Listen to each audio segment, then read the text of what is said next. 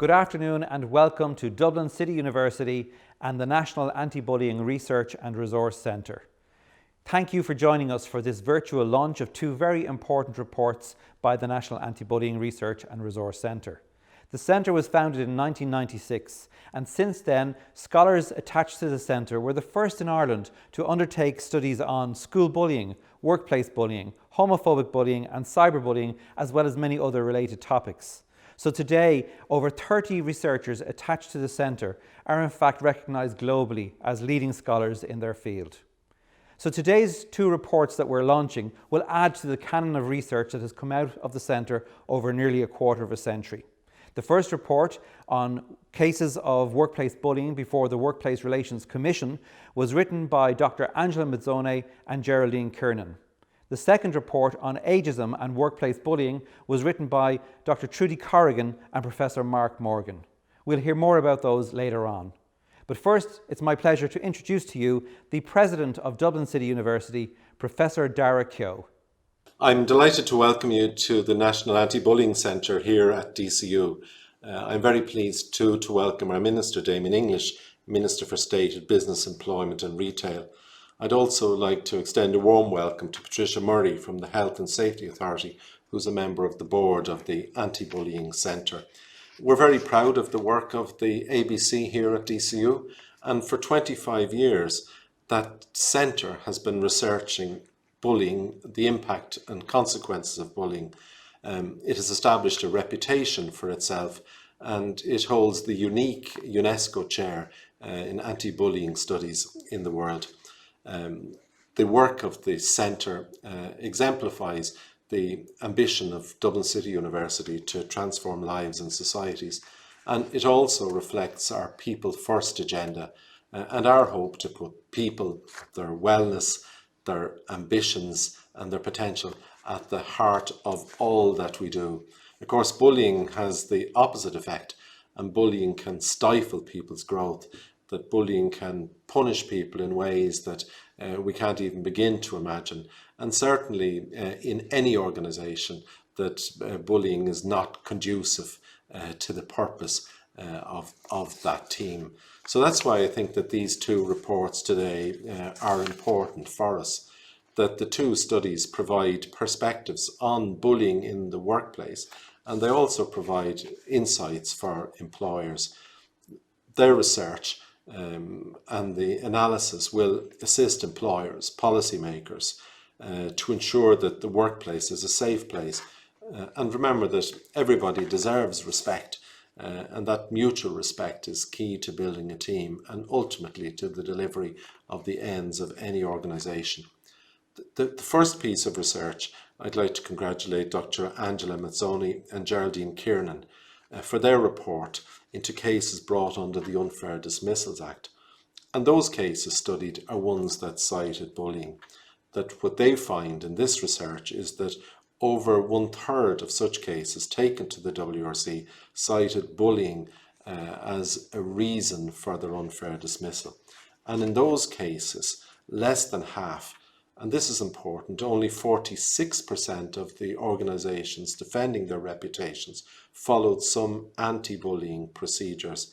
And similarly, 36.8% of those organisations did not follow any recorded procedure to deal with bullying cases.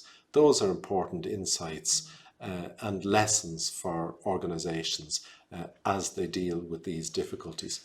The second case is important too, because while many think of the work of the Anti-Bullying Centre as the work of Dublin City University with young people in schools and learning contexts, what the report today reflects is that bullying is not just a feature of youth, something that we grow out of and leave behind, but that bullying can darken our lives at every stage of our journey.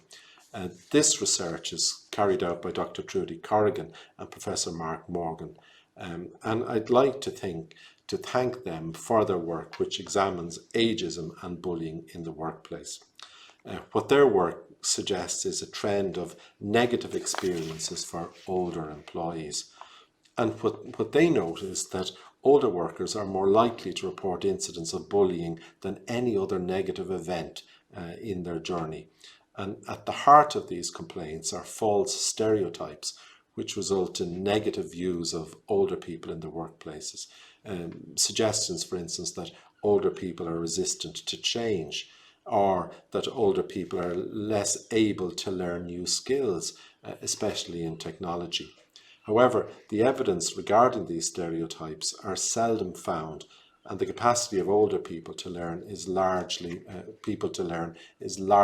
unaffected by age. So DCU's age-friendly university shows very clearly that lifelong learning isn't just jargon. What the experience shows is that older people can and they do learn new skills and knowledge as they mature. So I welcome these studies and the findings that a comprehensive approach is needed to address ageism and discrimination in the workplace. So in conclusion, I'd like to congratulate the authors of both reports and the team of research assistants who supported their completion. I'd like to thank Dakota Burton and Tally Lesser, Claudia Rainio and Beatrice Siaccia. And I'd like to thank especially Professor James O'Higgins Norman and the team at the Anti-Bullying Centre who were involved in the research and in today's launch. So, Gurav Mahagwiv Galera. Good afternoon, everybody. First of all, let me say that I am delighted to have the opportunity to launch these two reports with you here today, both of which make an excellent contribution to the overall body of research in these two areas. I'd like to thank the President of DCU, Professor Keogh, for the invitation, and of course to thank the authors of both reports. Firstly, Dr. Trudy Corrigan and Professor Mark Morgan on ageism and bullying in the workplace. And in the second report, Dr. Angela Mazzone and Ms Geraldine Kiernan, who explore bullying in the workplace via an analysis of cases presented to the WRC under the Unfair Dismissals Act. I know firsthand that Dublin City University has a strong commitment and reputation in research excellence and is home to a number of internationally renowned research centres, such as the National Anti-Bullying Research and Resource Centre. Professor James O'Higgins Norman, who leads the centre, also holds a prestigious UNESCO chair on tackling bullying in schools and cyberspace. The centre is internationally recognised as a centre of excellence in bullying research and leads the field of research, resource development and training in bullying in Ireland. In doing so, the centre and these two enlightening reports serve to highlight issues that are having an extremely negative effect on people's lives every day. Although the issues of ageism and workplace bullying are not new, they seem more current in the world we live in today. This may be in part due to the impact of the new technologies that at once connect us and also isolate us by allowing us to work and learn remotely from each other. It may be because of renewed hope that due to work such as that undertaken in these reports, there is progress and optimism that these issues can be tackled in a meaningful way. On the topic of ageism, it is heartening to see the bias and negative stereotypes which can be experienced by older people being tackled and legislated for. It must now be accepted that people will work later into life and that there are huge benefits to intergenerational workplaces. On bullying in the workplace, more generally, Dr. Mazzone's and Ms Kiernan's report clearly highlights the need for and benefits of ongoing education, awareness raising and targeted anti-bullying intervention programmes. It also shows the clear benefit of anti-bullying policies and procedures for both employees and the employing organisations. Both reports illustrate that fostering a culture of respect by having the right measures in place will help benefits for all in the workplace. In my department, there are several agencies that impact on workplaces, and two that have a direct impact. These are the Health and Safety Authority and the Workplace Relations Commission. I know the HSA has a nominee on the board of the National Anti-Bullying Research and Resource Centre, Ms Patricia Murray, and everyone is in no doubt also familiar with the important role played by the WRC. I'm pleased to say that the WRC and the HSA are working together on finalising an updated code of practice for employers and employees on the prevention and resolution of bullying at work. This revised code is a result of a process of engagement with stakeholders and public consultation and will replace two previous codes, the HSA Code of Practice, which issued in 2007, and WRC Code of Practice from 2002. The new code provides practical guidance for employers and employees in identifying, preventing and mitigating bullying at work. It applies to all employments in Ireland, irrespective of whether employees work at a fixed location, remotely at home or are mobile. It is hoped that this code of practice, the work of these agencies and the body of research added to by these two reports that we have gathered here virtually to launch will raise awareness of the issues, put the mechanisms, policies and procedures in place and start the conversations that will allow people to carry out their work in a respectful and healthy environment. To conclude, I would like again to sincerely thank the authors of these reports, Trudy, Mark, Angela and Geraldine, and all at the National Anti-Bullying Research Centre for your work, commitment and dedication to tackling these important issues. Thank you for your time here today as well.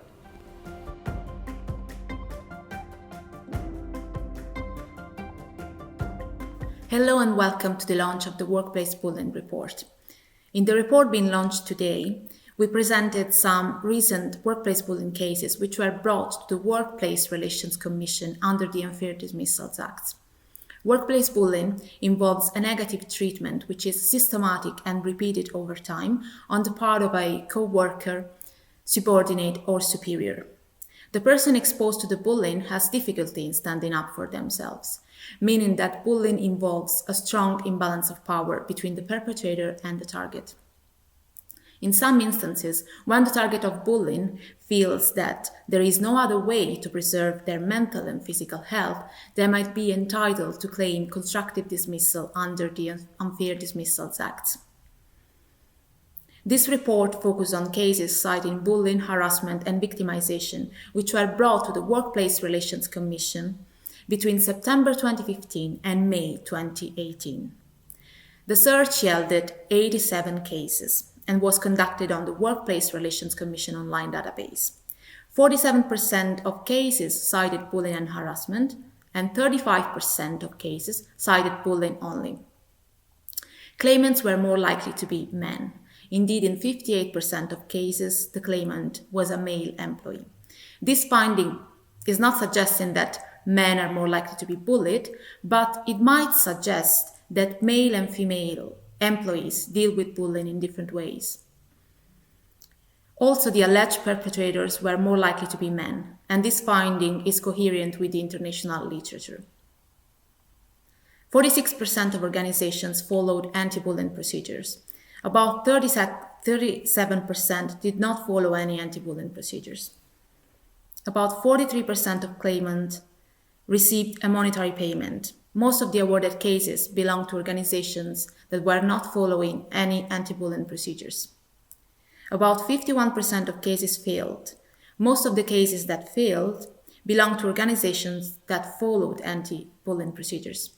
Taken together, these findings might suggest that bullying is more likely within organizations that are not following any anti-bullying procedures. 2 years and 5 months was the average time between submission of the complaint and the Workplace Relations Commission judgment. Organizations had to sustain high cost to refund the awarded cases. The average award was about €12,000.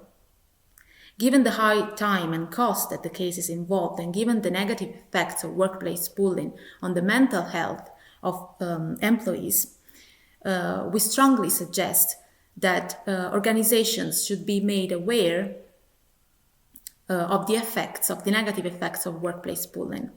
So we need to raise awareness around this phenomenon, and also we need to implement evidence-based programs which should be aimed at preventing and tackling the phenomenon of workplace bullying in the Irish organizations and globally. Thank you for your attention.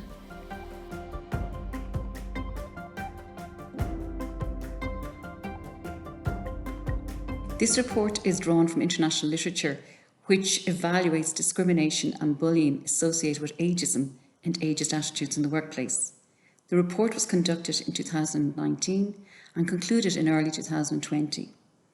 This is what the report found. Ageism is considered as a form of discrimination, either through conscious or unconscious bias, and it can be experienced as a form of bullying. It is anticipated that people aged 65 years of age will increase substantially in Ireland to approximately 1.5 million of the population by 2051. This is also an increase that will be experienced across the world. This means that people will be working for a longer time in their whole lifespan. Stereotyping of older workers has a powerful influence, frequently a negative influence, which impacts, for example, on the selection and recruitment of older workers to the workplace. Stereotypes such as their resistance to change and less ability to learn new skills, especially with technology. However, there is little evidence to support these stereotypes found, and the capacity of older people to learn new knowledge and skills is largely unaffected by age. There is a high risk that when these stereotyping exists, that the stereotyping becomes a belief.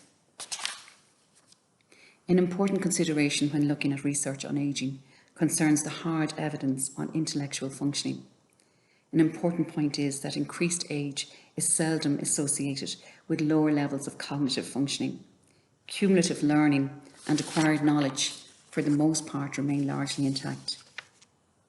The report also highlights recruitment barriers for older workers. The William Fry report of 2016, for example, demonstrated that 38% of unemployed people aged between 35 to 54 years of age thought they were perceived to be too old for employment. The international literature highlighted the concerns of bullying in long-term care facilities, both for employees and for residents. The bullying experienced here was evidenced in the form of elder abuse, neglect, or discriminatory abuse, which includes ageism. Verbal bullying was most prevalent, but social bullying was also prevalent. Particular concern was when the victims can be vulnerable and do not have the ability to articulate the bullying experienced by them. Awareness of the law and legislation was found to be important in the prevention of ageism and bullying actions in the workplace. And the recommendations arising from the report were the following. 1. Employers need to develop positive attitudes and behaviours to older prospective employees who seek new career opportunities. 2. Organisations need to create a supportive culture which assists with addressing ageist attitudes for workers. 3. Awareness of both employers and employees of legislation to prevent ageism and bullying in the workplace is also very important.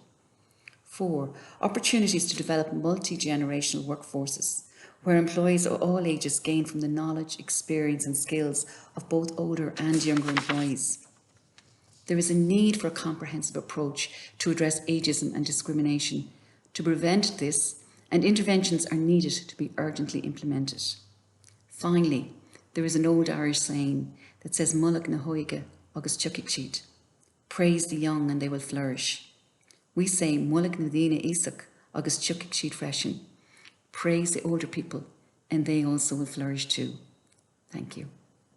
Once again, thank you to everyone who joined us on Zoom today for this virtual launch of two really important reports that, as I said earlier on, will add to the canon of research that is produced by the National Anti-Bullying Research and Resource Centre here at DCU. If you would like to access those reports or any other reports from the Centre, you can do so on our website, dcu.ie/ABC. I just want to thank everyone who has contributed to today, Professor Dara Keogh, the Minister for State, Mr English, Dr Angela Mazzone, Geraldine Kiernan, Dr Trudy Corrigan and Professor Mark Morgan, and all of the team at the Anti-Bullying Centre, in the President's Office in DCU, and everyone who has contributed to making this virtual launch possible today. Thanks mostly to all of you who have joined us today, and we look forward to meeting you again sometime soon.